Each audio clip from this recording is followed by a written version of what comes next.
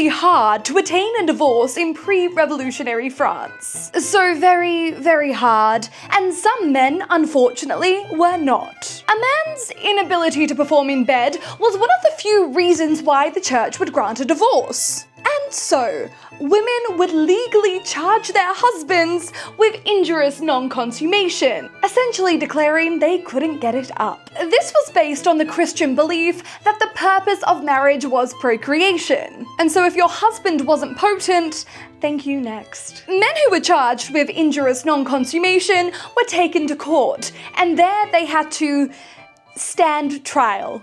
The man had to prove he was capable of attaining and retaining a stand-in soldier for an appropriate period of time. These trials became a popular source of public entertainment, and all of the juicy details would be publicized to the entire country in pamphlets such as these. No detail was spared, no matter how small. The member of the said John is like an empty intestine of mottled skin.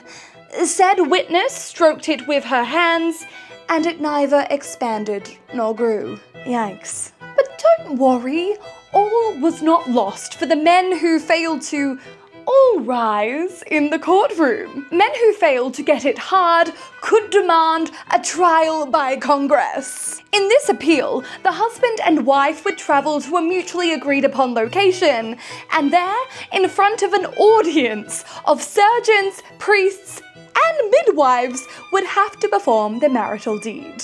The surgeons and priests would stand discreetly behind a petition, whereas the midwives would sit around the bed in a scene I can only imagine looks somewhat like The Handmaid's Tale. There, the husband would prove he was capable of copulating, and the quality of his admissions were judged. Wattpad could never make up these moments of history. The public became so obsessed with these trials that in some truly bizarre cases, a crowd would gather outside of the trial. There, the crowd would take bets on who would come out victorious, the husband or the wives. In some recorded cases, people brought flags to show who they were supporting and came up with chants that could be heard inside the bedroom. To make matters worse, or better if you're into that kind of thing, the husband and wife would then have to exit through the crowd, with people hurling insults and rotten vegetables on whatever party had not come out victorious. And if you want to learn more about these real trials from history,